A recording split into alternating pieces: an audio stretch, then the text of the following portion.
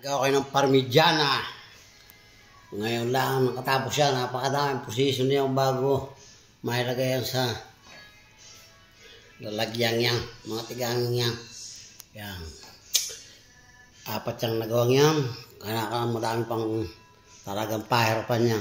Gagawa sugo, parmigiano. Yan. Bago maprito yung talaw. Yan, ganyan yan. Kaya, ngayon pag nagawa ng gaya, the best naman. Pag nilagay sa porno, pagkakainin, napakaganda na yung kainin. Yan.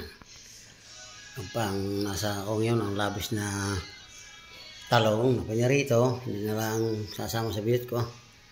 Yan, ito na lang ang pangyan. Yan. Ating lalagyan ng plastic, tsaka ang kuha na yan. Para bago ilagay sa freezer. Okay, thank you for watching. Bye-bye.